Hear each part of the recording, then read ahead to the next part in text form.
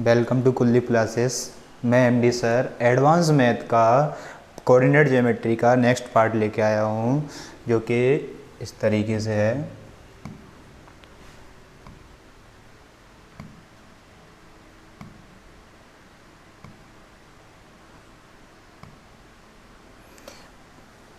Part 6 है ये।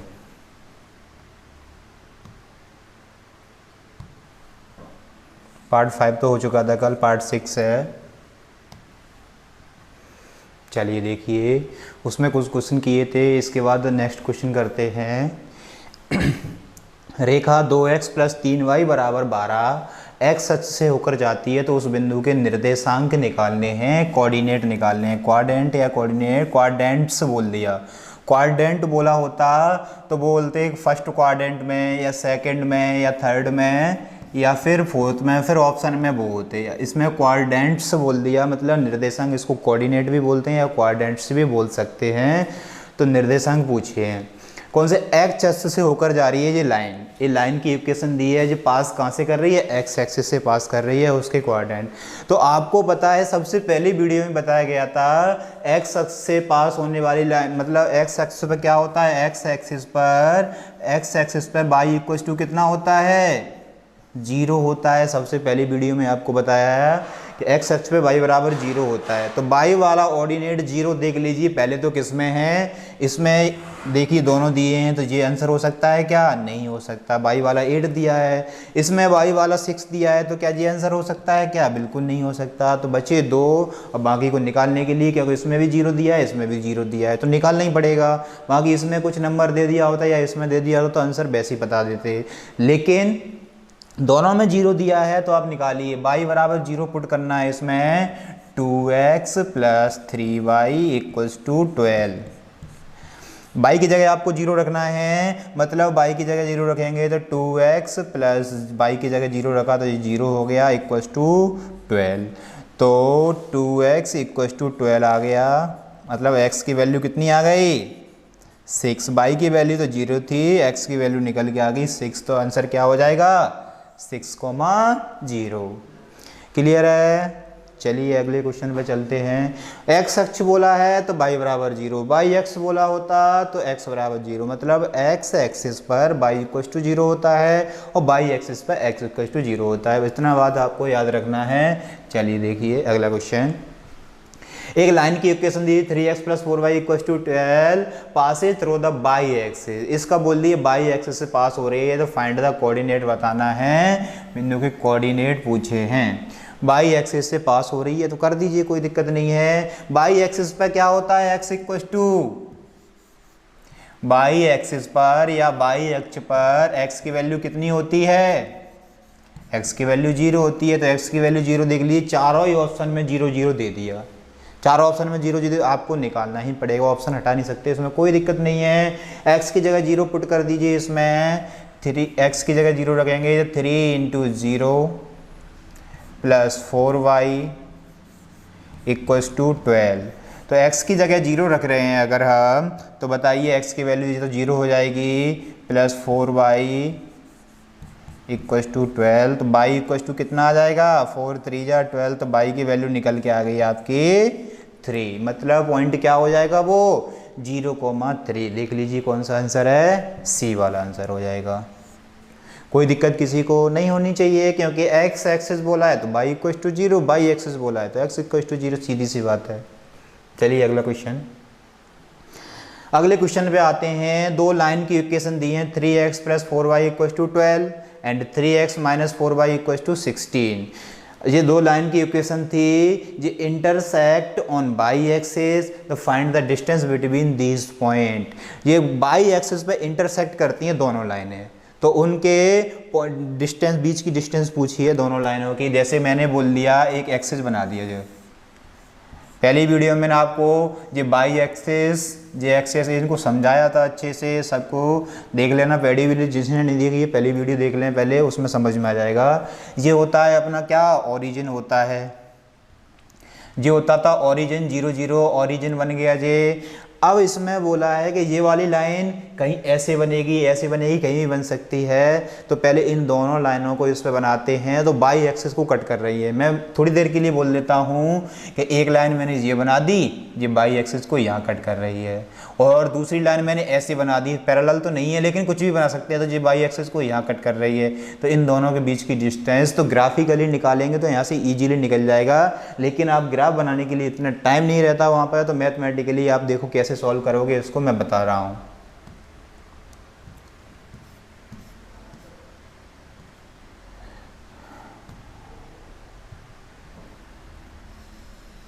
जे axis थी बाई एक्सिस, ठीक है।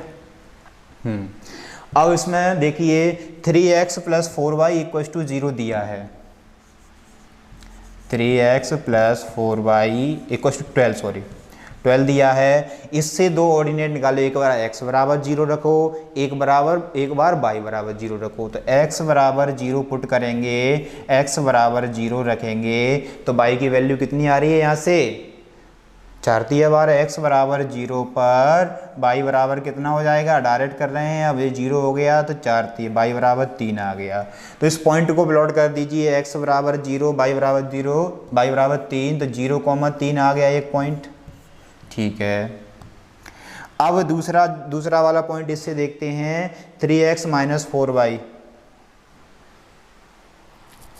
x = 0 और अच्छा इस लाइन को बनाने के लिए x = 0 आ गया और y = 3 आ गया। पहले इसको ही देखते हैं, y = 0 पे क्या आ रहा है, y = 0 पे क्या आ रहा है, y = 0 रखेंगे तो y की वैल्यू कितनी, x की वैल्यू कितनी आ जाएगी, या इसको 0 कर दिया, 3 × 4 = 12, तो 4 आ गया।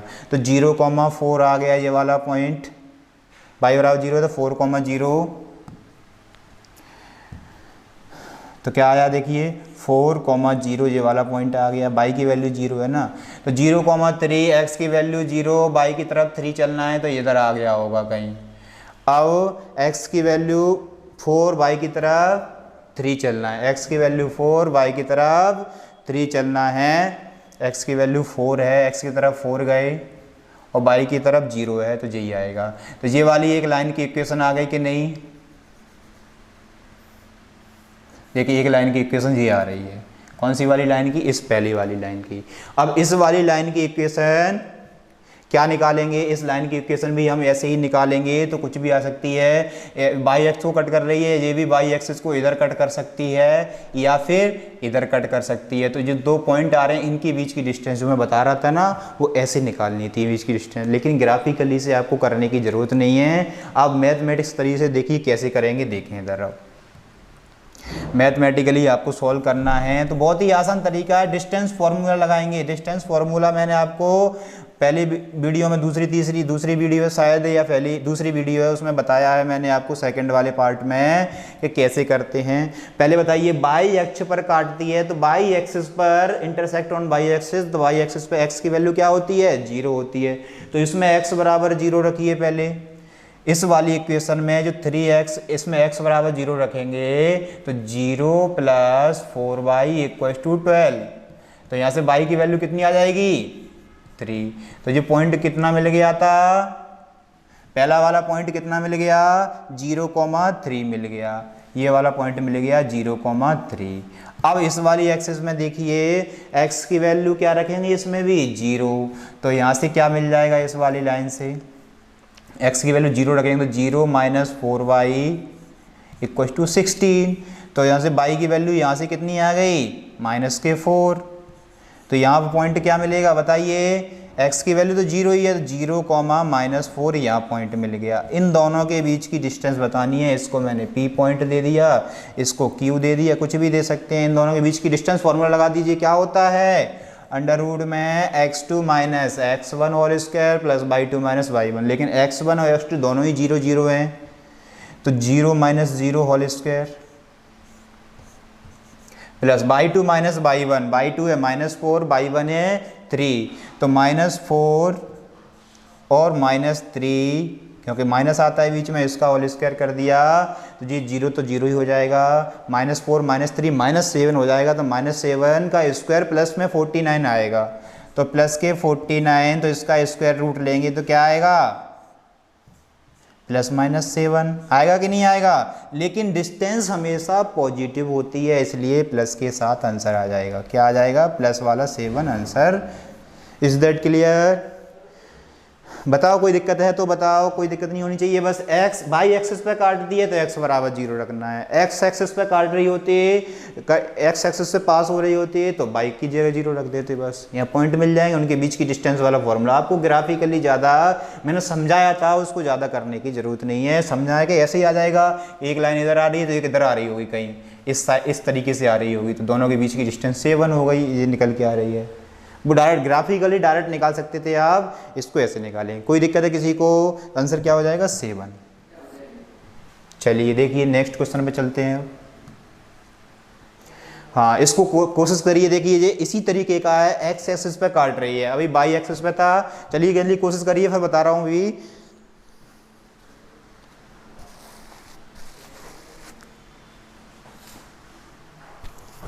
आ गया? देखिए क्या बोला है, एक्स एक्सिस पे कट कर रही है 2x + 3y - 12 = 0 और 3x + 2y = 9। तो आप इसमें x एक्सिस पे कट कर रही है, x एक्सिस पे y की वैल्यू क्या होती है? 0। तो इसको 0 कर दीजिए यहाँ से, तो x बराबर क्या आ जाएगा? ये प्लस का 12 हो जाएगा, इधर x बराबर 6 आ जाएगा।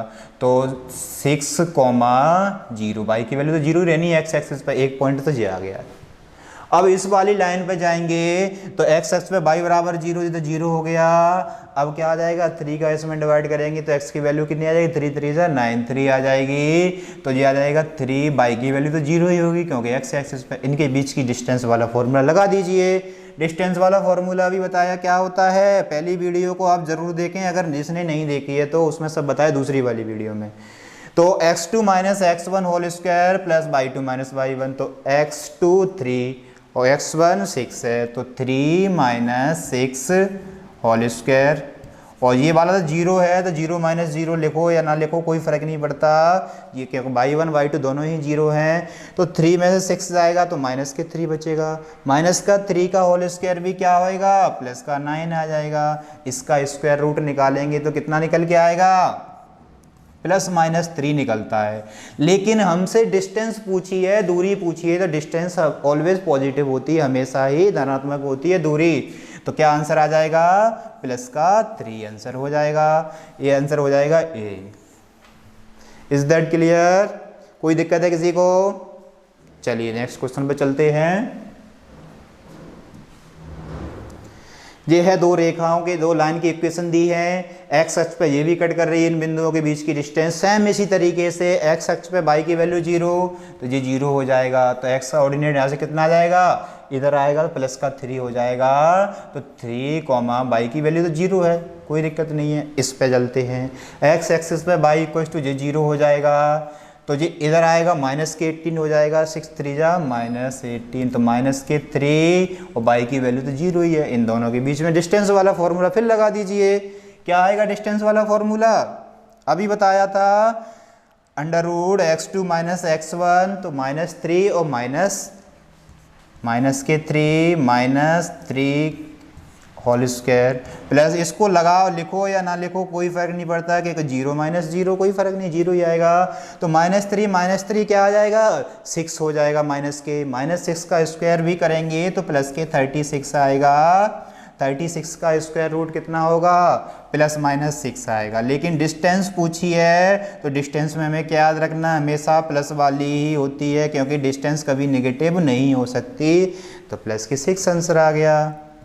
कोई समस्या नहीं आ रही होगी। ऐसे क्वेश्चन ये एग्जाम के आए हुए क्वेश्चन है सारे, CBT 2 में आने वाले हैं डायरेक्ट, बस डाटा चेंज हो सकता है कुछ भी। चलिए देखिए, 2 lines 5x - 6y - 1 = 0, this one intersect each other, एक दूसरे को इंटरसेक्ट करती हैं, तो वो इंटरसेक्टिंग वाला पॉइंट चाहिए। एक दूसरे को कट करती हैं, तो जो वहाँ पे कट करती हैं उस पॉइंट के निर्देशांक पूछे हमसे, कोऑर्डिनेट पूछे हैं। जैसे कि मान के चलो एक लाइन ये बन गई इधर और एक लाइन ऐसे जा रही है, तो जहाँ पर जो कट करती हैं ना उस वाले पॉइंट के ऑर्डिनेट हमसे पूछे गए हैं, कोऑर्डिनेट इसके पूछे हैं। तो ऐसा क्वेश्चन एक हमने कल भी किया था, मैंने आपसे बोला था इस तरीके से पूछा जाए। तो देखिए इक्वेशन क्या है? 5x - 6y - 1 = 0। और 2x माइनस, इसको 2x माइनस 5/, अब ये इधर था, एक ही साइड ले लीजिए, बराबर में 0 बना लीजिए, 16 को उधर ले जाएंगे तो माइनस के 16 हो जाएगा, ये इक्वल्स टू 0 बन जाएगा। अब आप इसमें एलिमिनेशन मेथड लगा लीजिए, सब्स्टिट्यूशन मेथड लगा लीजिए, क्रॉस मल्टीप्लिकेशन, जौन सा आपका दिल करता है वो लगा लीजिए, यहाँ से आंसर आ जाएगा कितना। देखिए हमने लगाया, इसमें एलिमिनेशन मेथड लगाएंगे तो क्या करेंगे, इसमें 5 से मल्टीप्लाई कर दीजिए, इसमें 2 से कर दीजिए, मतलब किसी एक को एलिमिनेट करना है आपको। तो इसमें 5 से करें, पहले इसमें 2 से करेंगे तो 5 2 जा, देखिए एलिमिनेशन मेथड में जी तो करते थे कि एक ऑर्डिनेट को सेम करते हैं, उसके कोफिशिएंट को, इसमें 5 से करेंगे, सॉरी दूसरे वाले में किससे करेंगे, 5 से करेंगे, क्योंकि उसके ऊपर वाले से करते हैं। इसके कोफिशिएंट 5 है, इसका 2 है, तो इसमें 2 का गुणा कर देंगे, इसमें 5 का 10 10 हो जाएंगे, बस इक्वल बनाते हैं। तो करिए, ये हो जाएगा 10x माइनस 6 2 या 12y माइनस के 2 इक्वल्स टू 0। ऐसे 5 से करिए, 10x माइनस 25y माइनस 80, 16 5 जा 80 इक्वल्स टू 0। अब सब्ट्रैक्ट कर दीजिए, सब्ट्रैक्ट करने पे क्या हो जाता है, घटाने पे साइन चेंज हो जाते हैं, चिन्ह बदल जाते हैं। ये प्लस का था माइनस, ये माइनस का था तो प्लस, और ये माइनस का था तो प्लस कर दीजिए। इसमें 10x में 10x माइनस हो गया, 0 बचा है, मतलब कट गया। अब 25 में से 12, ये 25 प्लस का हो गया है, ये 12 माइनस का है, तो कितना बचेगा, 13y। अब ये भी 82 हो गया, 82, लेकिन ये कैसा हो जाएगा, सॉरी ये 80 प्लस का है, ये माइनस का है, तो कितना बचेगा, 78 प्लस का बचेगा, प्लस 78 इक्वल्स टू 0। 78 इधर जाएगा तो माइनस का हो जाएगा, तो 13 से कट जाएगा, 13 की 78 हो गए, माइनस के 6, y की वैल्यू आ गई -6। तो या तो देखिए निकालना चाहे तो ये y की वैल्यू इस वाली इक्वेशन में पुट कर दीजिए, या इसमें कर दीजिए, x की वैल्यू मिल जाएगी, लेकिन हमें आंसर इसी से मिल जाएगा। कैसे, y की वैल्यू -6 देख लीजिए कौन से में, इसमें प्लस के 6 है, इसमें भी +6 है, इसमें 10 है, इसमें -6 है, तो आंसर बी वाला आंसर हो जाएगा। निकालना चाहो तो इसकी वैल्यू पुट करके निकाल सकते हो आराम से, कोई दिक्कत नहीं, आपको वैल्यू भी निकल जाएगी, x की वैल्यू -7 आ रही होगी। इज दैट क्लियर, कोई दिक्कत है किसी को? चलिए नेक्स्ट पे चलते हैं। The pair of equation k + 1 × x। इस क्वेश्चन को करने से पहले मैं आपको एक चीज़ रह गई थ्योरी में, उसको अभी यहाँ क्लियर करा देता हूँ। जैसे कि एक इक्वेशन दी है, a1x + b1y + c1 = 0, और एक दूसरी इक्वेशन दे दी a2x + b2y + c2 = 0। आप इसको नोट कर सकते हैं अलग से कहीं भी, क्योंकि ये भी इम्पोर्टेंट थ्योरी थी जो रह गई थी, इसको चलो इस क्वेश्चन के द्वारा आपको दिमाग में आगे सही हो जाएगी। देखिए दो इक्वेशन ये दी हैं, उसी तरीके से दो भी इक्वेशन कोई भी हो सकती हैं। तो इसमें जो a1/a2 है, 3 तरीके के सॉल्यूशन होते हैं, इसमें 3 तरीके के सॉल्यूशन होते हैं, वो देखें कौन कौन से होते हैं 3 तरीके के सॉल्यूशन। a1/a2 = v1/v2। अगर इन दोनों की वैल्यू आपस में इक्वल नहीं है, नॉट इक्वल आ रही है दोनों का रेशियो, तो इसका होगा, इसके बोलते हैं यूनिक सॉल्यूशन। यूनिक सॉल्यूशन बोलें, या फिर एक अद्वितीय हल, अद्वितीय हल भी बोल सकते हैं, जिसके समान दूसरा हल नहीं हो, अद्वितीय हल।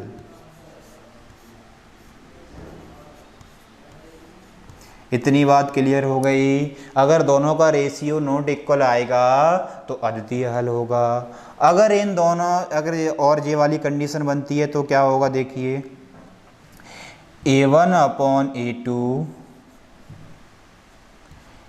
a1, एक minute, a1/a2 = v1/v2 is not equals to c1/c2। अगर कहीं ये दो बराबर आ जाते हैं, अगर जो दो अनइक्वल आ गए तो आगे चेक करने की जरूरत ही नहीं है, एक मतलब यूनिक सॉल्यूशन हो जाएगा, अद्वितीय हल हो जाएगा। अगर ये दो बराबर आ रहे हैं, एक नॉट इक्वल आ रहा है, मतलब ये इक्वल आ गए दोनों, इसकी वैल्यू नॉट इक्वल आ रही है, तो क्या करते हैं, इसमें कौन सा सॉल्यूशन होता है, इसमें होता है नो सॉल्यूशन, कोई भी हल नहीं होगा। उस इक्वेशन को सॉल्व करके हम हल निकाल ही नहीं सकते, नो सॉल्यूशन मतलब कोई हल नहीं होगा, कोई हल नहीं, कोई हल नहीं होगा। तो क्या कंडीशन होती है, ये वाली होती है। अब एक थर्ड कंडीशन और है, उसको और देख लीजिए, इसके बाद क्वेश्चन भी चलेंगे इस पे। थर्ड कंडीशन में क्या होता है, तीनों ही इक्वल आ जाएं, A1 upon A2 is equal to V1 upon V2 is equal to C1 upon C2। अगर ये तीनों ही इक्वल आ गए तो इनफाइनाइट मैनी सॉल्यूशन, मतलब अनंत हल होंगे। क्या होगा, इनफाइनाइट सॉल्यूशन, इनफाइनाइट सॉल्यूशन, या फिर हिंदी में बोलें अनंत हल। अनेक हल भी बोल सकते हैं, अनंत हल होगा, अनंत हल, अनेक हल भी बोल सकते हैं इसका, इंग्लिश में इनफाइनाइट मैनी सॉल्यूशन भी बोल सकते हैं, या इनफाइनाइट सॉल्यूशन। कोई दिक्कत है किसी को, जल्दी से इसका स्क्रीनशॉट ले लीजिए, नोट कर लीजिए, फिर इस क्वेश्चन पे चलते हैं। इजी बनेगा अगर आपको ये आता है तो। ये तीन कंडीशन रह गई थी, मैंने आपको बता दिया। अच्छा, इसमें एक चीज़ और बता देता हूँ, कभी कभी ये पूछ लेगा कि ये दोनों लाइन की इक्वेशन इंटरसेक्ट करेंगी या फिर एक दूसरे के मतलब ऊपर होएंगी, या फिर कोइंसिडेंट होएंगी, या फिर एक दूसरे की पैरेलल होएंगी। वो इन्हीं से पता करते हैं कैसी लाइन होंगी, इनसे पता कर सकते हैं। देखिए कैसे, अगर यूनिक सॉल्यूशन होगा, ये वाली कंडीशन फॉलो हो रही है, तो दोनों लाइनें एक दूसरे को एक ही पॉइंट पे इंटरसेक्ट करेंगी, यूनिक सॉल्यूशन। यही तो सॉल्यूशन होता है इसका, जो यूनिक सॉल्यूशन बोलते हैं, यही सॉल्यूशन होगा। एक पॉइंट, यूनिक सॉल्यूशन का मतलब केवल एक ही सॉल्यूशन होगा, इसलिए एक ही पॉइंट पे इंटरसेक्ट करेंगी। और अद्वितीय हल, सॉरी या कोई हल नहीं, नो सॉल्यूशन वाली कंडीशन में क्या करेंगे कि दोनों इक्वेशन एक दूसरे की क्या हो जाएंगी, दोनों लाइन की इक्वेशन पैरेलल हो जाएंगी, मतलब कभी कट करेंगी नहीं, तो कोई हल निकलेगा ही नहीं जब तक। तो क्या बोलेंगे, ये इंटरसेक्टिंग लाइन हो जाएंगी। कैसी लाइन हो जाएंगी, प्रतिच्छेदी रेखा हो जाएंगी, इंटरसेक्टिंग लाइन। ये कैसी लाइन हो जाएंगी, पैरेलल लाइन या समांतर रेखाएं, ये वाली कंडीशन हो रही है। तो पूछेगा कि समांतर रेखाएं होंगी यदि, तो ये कंडीशन लगा देंगे, पैरेलल लाइंस। हाँ, अब इसमें आ जाती है, इसमें लाइन होएगी ना, वो एक दूसरे के ऊपर होएगी, दूसरी लाइन भी इसी के ऊपर होएगी, इसलिए हर पॉइंट पे कट करेगी, इसलिए इनफाइनाइट मैनी सॉल्यूशन। लाइन की इक्वेशन दोनों आएंगे, एक दूसरे के ऊपर आ जाएंगी, उसको क्या बोल देंगे, कोइंसिडेंट लाइन बोल देंगे, या फिर इनफाइनाइट मैनी सॉल्यूशन। इस तरीके से लाइन की पूछता है कैसी लाइन होगी, तो इससे चेक करके बता पा रहे हैं कि नहीं बता पा रहे। अगर ये वाली कंडीशन लगेगी तो लाइन इंटरसेक्टिंग लाइन होंगी, मतलब प्रतिच्छेदी रेखाएं होंगी। ये कंडीशन फॉलो हो रही है तो लाइन कैसी होंगी, पैरेलल लाइन होंगी, मतलब समांतर रेखाएं होंगी। एक कंडीशन फॉलो हो रही है तो लाइन कैसी होंगी, इंटरसेक्ट मतलब कोइंसिडेंट लाइन होंगी, या फिर समपाती रेखाएं होंगी, एक दूसरे के ऊपर होंगी। क्लियर है इतनी बात। रेखाओं के बारे में भी हमने बता दिया, बाकी सॉल्यूशन की बात है तो ये नोट हो गया हो। तो चलिए अब चलते हैं सॉल्यूशन इसका करते हैं कैसे होगा।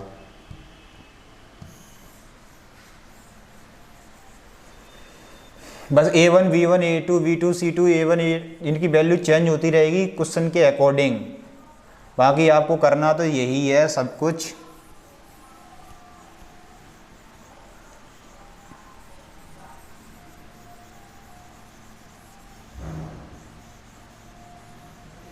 अब इसमें कौन सा हल दिया है, कौन सा सॉल्यूशन दिया है जी देख लीजिए।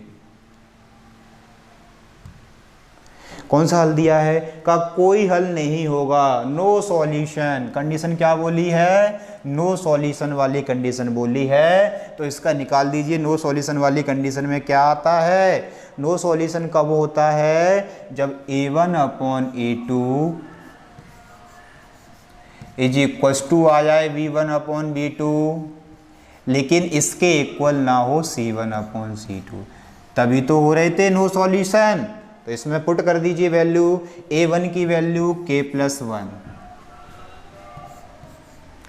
रख दीजिए, A2 की वैल्यू 2, कोफिशिएंट लेते हैं बस 2,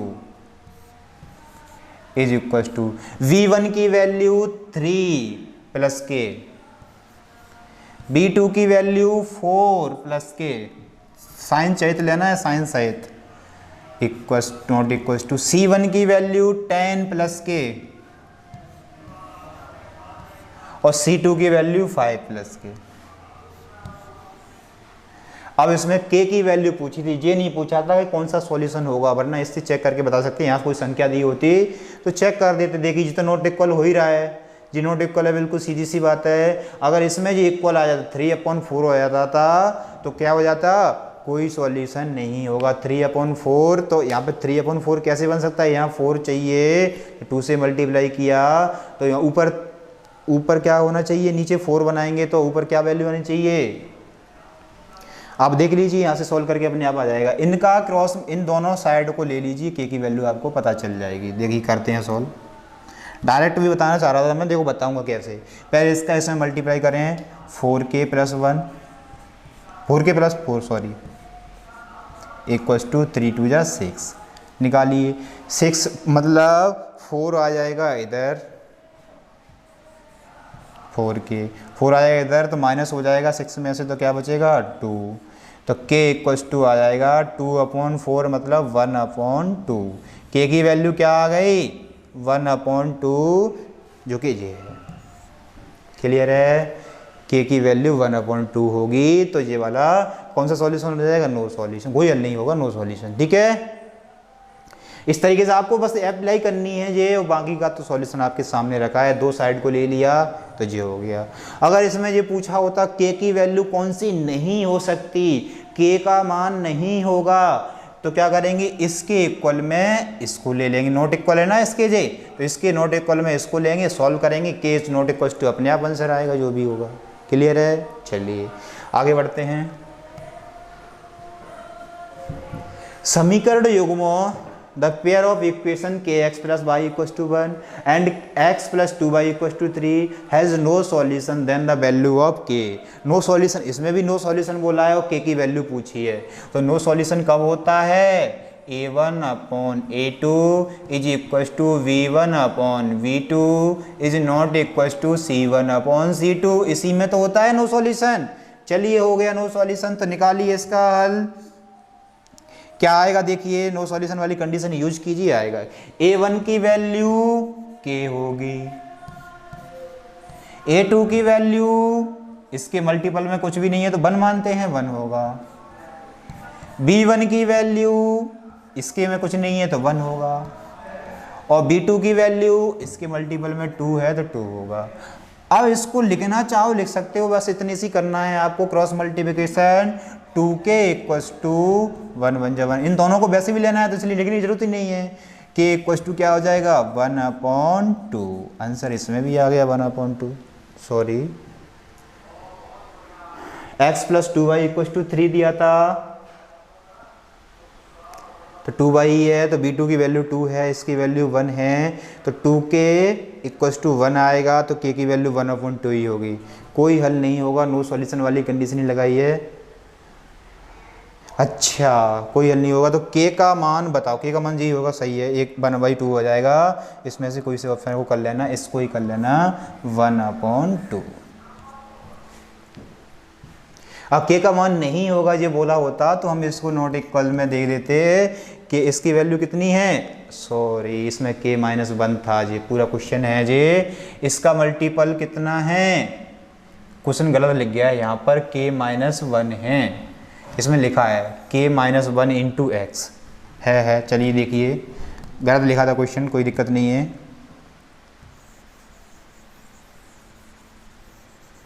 वरना नहीं होता वो तो अपना आंसर 1/2 ही आता, ये तो हो गया था अभी। अगर वो नहीं होता तो अपना आंसर क्या आता, 1/2 ही आता। लेकिन यहाँ पर क्या है, a2 की जगह k - 1 है, मैंने बोला था वहाँ पे 1 लिया था ना, कुछ नहीं था, तो ये k - 1 था इधर। तो बस अब सॉल्व कर दीजिए, इसकी ज़रूरत नहीं है साइड में लेने की, इसकी कोई ज़रूरत नहीं है। अब करिए क्रॉस मल्टीप्लिकेशन, 2k =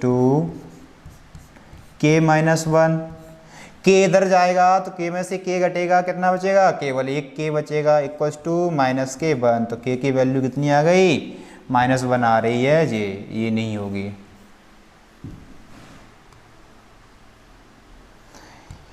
ए नहीं होगी, -1 आएगी इसकी वैल्यू। ठीक है, समझ गए? वो क्वेश्चन मिस्टेक हो गई थी उसमें क्या, क्योंकि ये इसमें इंग्लिश वाले में लिखा नहीं था, हमने इंग्लिश वाला देख लिया, तो कोई दिक्कत नहीं है। ठीक है क्या? चलिए अगले क्वेश्चन पे चलते हैं। kx plus 3y equals to k minus 3, 12x plus ky equals to k अनेक हल हैं। अनेक हल मतलब इनफाइनाइट मैनी सॉल्यूशन है, मैनी सॉल्यूशन लिख दिया या इनफाइनाइट सॉल्यूशन लिख दे, कुछ भी लिख दे।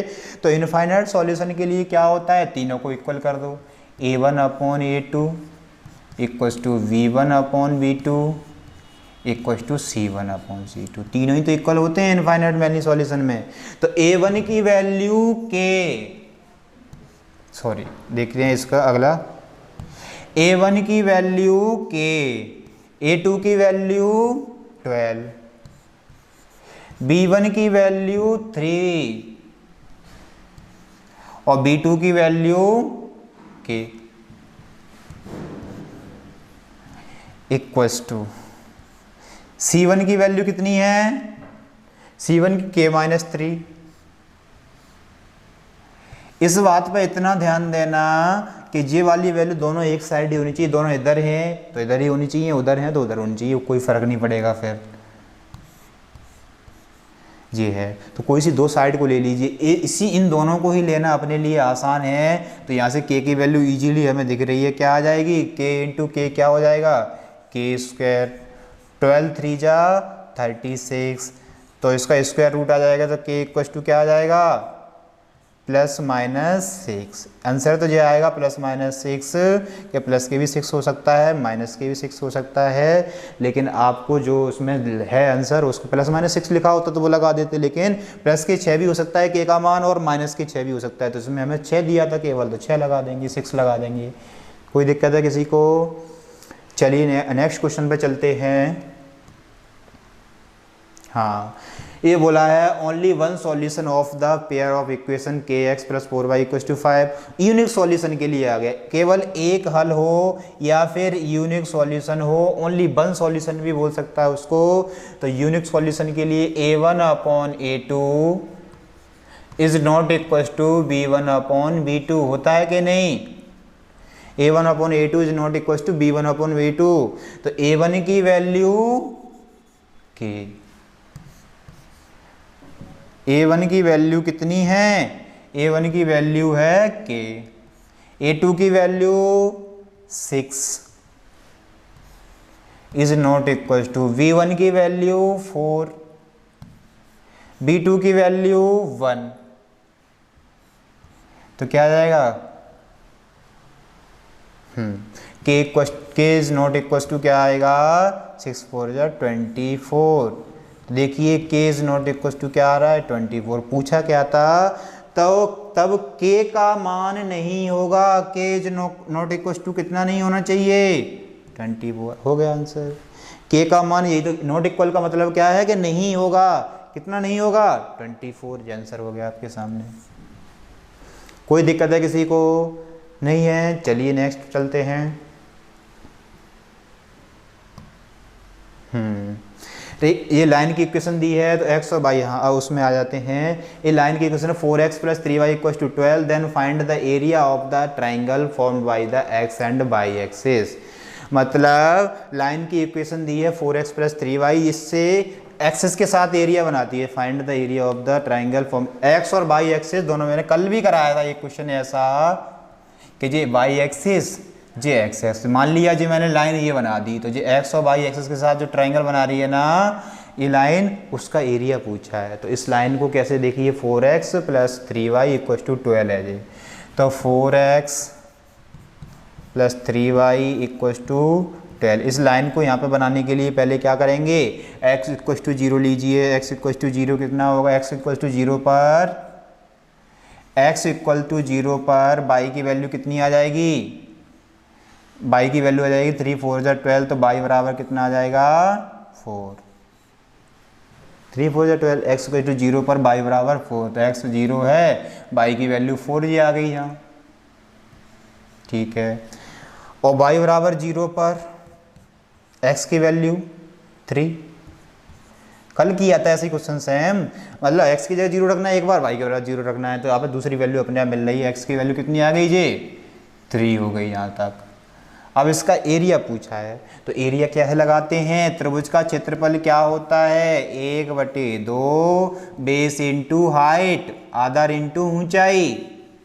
बेस है 3, तो 1/2, 3 इंटू ऊंचाई कितनी है 4, तो 2 से 2 बार कट जाएगा, 3 दूनी 6 स्क्वायर यूनिट, इसमें 6 ही लिखा है, स्क्वायर यूनिट लिखना चाहते लिख सकते थे। कल किया था ऐसा क्वेश्चन, तो कोई दिक्कत नहीं होगी, कोई ऐसा इशू नहीं है ज़्यादा क्या दिक्कत आ रही हो, क्योंकि कल कर चुके थे ऐसा क्वेश्चन एक। ठीक है, चलिए अगली नेक्स्ट क्वेश्चन पे चलते हैं। 8x + 6y = 60 है, तो x और y से बने त्रिभुज का क्षेत्रफल। सेम इसी तरीके से इसको करना है, तो पहले एक 8x, अब मैं उसमें बना नहीं रहा, डायग्राम नहीं बना रहा, उसको ज़रूरत नहीं है कि 8x + 6y = 60 ये दिया है। x की जगह हमें एक बार क्या रखना है, 0 रखना है, 6y था, x की जगह एक बार 0 रखना है, x = 0 पर y की वैल्यू कितनी आ जाएगी, 6 से 10 बार कट जाएगा, y = 10 आ जाएगा। ठीक है, अगर हमने रख दी y की वैल्यू 0 रख दी, तो x बराबर कितना आ जाएगा, y की वैल्यू 0, 0 हो जाएगा, तो x बराबर क्या आ जाएगा, 60/8,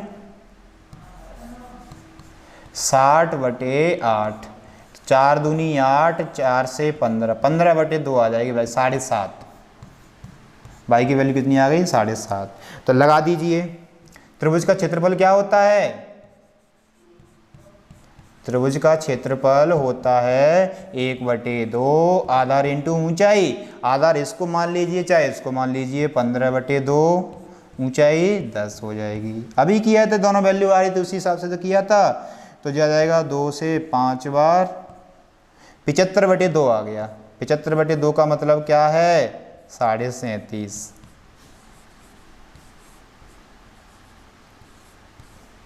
कोई दिक्कत है इसमें, 37.5 में किसी को नहीं होनी चाहिए जी। अरे ये बन जाएगा, जैसे ये बना दिया मैंने, x एक्सिस y एक्सिस दोनों बना दीजिए, तो इसमें x की तरफ 0 चलना है, y की तरफ 10, यहाँ पर आ गया कोई पॉइंट, इसको मैंने 10 मोल दिया।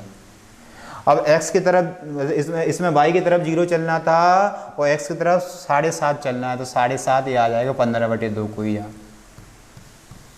इस ये लाइन इक्वेशन बन रही है, इस ये त्रिभुज बन गया ना, इसका एरिया निकाला है जी। क्लियर है इतनी बात। चलिए नेक्स्ट पे चलते हैं। Find the area of the trapezium form, trapezium मतलब समलंब चतुर्भुज, formed by the line representing 8x + 6y = 60। ये तो वो पिछले वाले क्वेश्चन की दी है लाइन। 4x + 3y = 12, जी और पिछले वाले की दी है लाइन, और पिछले वाली की दी है कि नहीं, 4x + 3y = 12। तो lies on the x axis, on the lines on the y axis, तो x एक्सिस y एक्सिस की जो अकॉर्डिंग जो वो बन रहा है ना त्रिभुज चतुर्भुज, उसका समलंब चतुर्भुज का क्षेत्रफल, समलंब चतुर्भुज लिखा भी है देखो, ट्रेपेजियम। इसका एरिया पूछा है, मतलब कहने का, आप एक बार देखिए इधर, आपको सारी इमेज क्लियर हो जाएगी। एक लाइन जो पहले वाली जो बन रही थी, इससे मतलब जो पिछला क्वेश्चन किया उससे पिछले क्वेश्चन में ये वाली लाइन बनी थी, अभी पिछले क्वेश्चन में ये वाली लाइन बनी गई। y = 10 पे आया था कि नहीं जी, ये y = 10 पे आया है, और ये 7.5, ये 4 आया था, ये 3 आया था, आया है। इस त्रिभुज का निकाल चुके थे हम, और इस त्रिभुज का भी निकाल चुके बाहर वाले का। अभी क्लियर करा देते हैं, देखिए इस बाहर वाले त्रिभुज का हम एरिया निकाल ही चुके।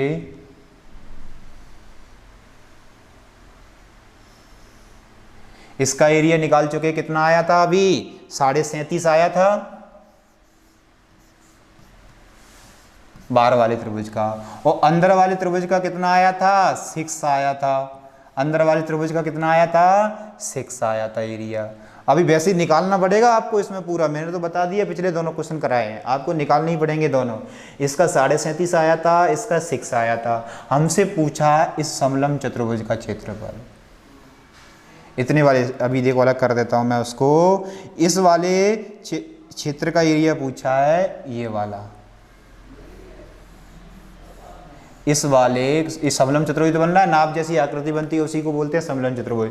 तो इस बड़े वाले त्रिभुज में से छोटे वाले त्रिभुज का माइनस कर देंगे, बच जाएगा समलंब चतुर्भुज। बस मुझे यही बताना था, माइनस कर दीजिए, 31.5 आंसर आ जाएगा, जो हो गया। लो, मुझे कुछ करना ही नहीं पड़ा, 31.5। लो, आपको दोनों क्वेश्चनों का मिक्सर दिया है जी। पहले इसका एरिया निकालना पड़ेगा वार वाले का, जो मैं पिछले क्वेश्चन में निकाला था, इसका एरिया और पिछले क्वेश्चन में निकाला था। तो दोनों में इसमें से इसको घटा दिया तो ये वाला एरिया बच जाएगा कि नहीं, ये वाला भाग, इसी का एरिया तो पूछा है, निकल गया। क्लियर है क्या इतनी बात? चलिए नेक्स्ट क्वेश्चन में चलते हैं। बिंदुओं A 2,0 B 5,4 के बीच दूरी ज्ञात करो। मतलब डिस्टेंस वाला फॉर्मूला लगाना है। मतलब कहने का ये है, जिन्होंने बोला है दो नगरों के बीच की दूरी ज्ञात कर सकते हैं। अगर ये एक नगर में पॉइंट दिए हो, ये दूसरे नगर में दिए हो, तो उनकी दूरी भी निकाल सकते हैं। अगर उनके निर्देशांक निकल जाए, हमें कोऑर्डिनेट पता चल जाए x y, तो किसी की भी दूरी निकाल सकते हैं। निकाल दीजिए, क्या होता है x2 - x1 होल स्क्वायर, जी x1/1, जी x2/2, तो 5 - 2, इसको डायरेक्ट लिखा करो आप 3, लेकिन मैं तो लिख रहा हूं अभी यहाँ पे, आप डायरेक्ट लिखा करो 4 - 0, क्या हो रहा है जी, 5 में से 2 गया, 3 का वर्ग 9, 4 का वर्ग 16, 16 9 25, 25 का वर्गमूल प्लस माइनस 5 आएगा, लेकिन दूरी है तो प्लस के ही 5 लेंगे हम। प्लस माइनस वर्गमूल तो प्लस माइनस 5 आएगा, लेकिन दूरी है इसलिए हम क्या लेंगे, डिस्टेंस है इसलिए पॉजिटिव होती है, डिस्टेंस हमेशा प्लस की होती है। कोई दिक्कत है किसी को? नहीं है। तो चलिए नेक्स्ट क्वेश्चन पे चलते हैं। Find the coordinate of the point dividing. हाँ, वो वाला सेक्शन फॉर्मूला बताया था मैंने, विभाजन सूत्र। अंतः विभाजन, बाह्य विभाजन बोला था, इसमें कौन सा विभाजन बोला है, अंतः विभाजित।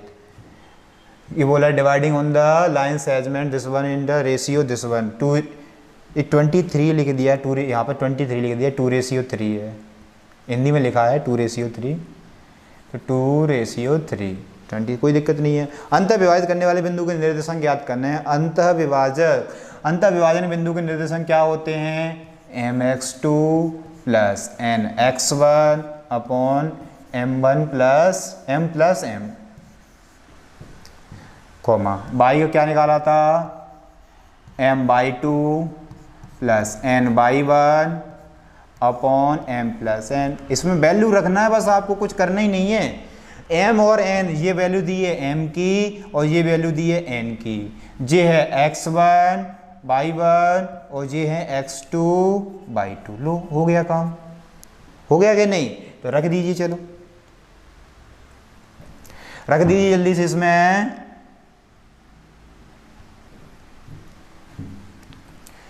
m की जगह 2 रखना है, x2 की जगह 4 रखना है, प्लस n की जगह 3 रखना है, x1 की जगह -1 रखना है, अपॉन 2 + 3। ठीक है, m की जगह क्या रखना है, 2 रखना है, बाई 2 की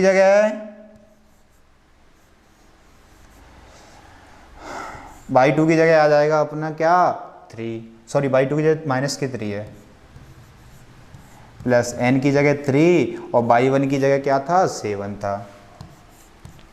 इसलिए क्या आ जाएगा, m + n मतलब 2 + 3।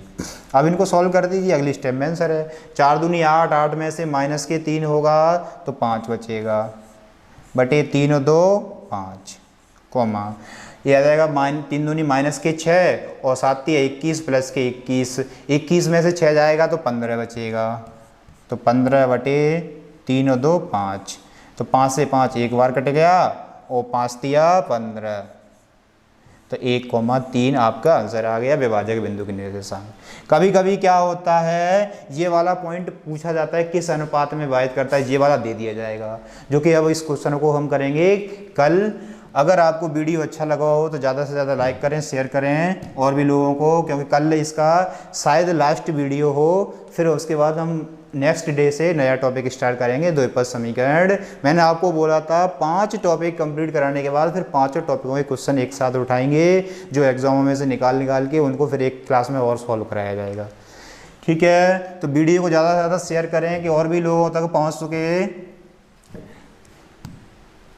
Thank you.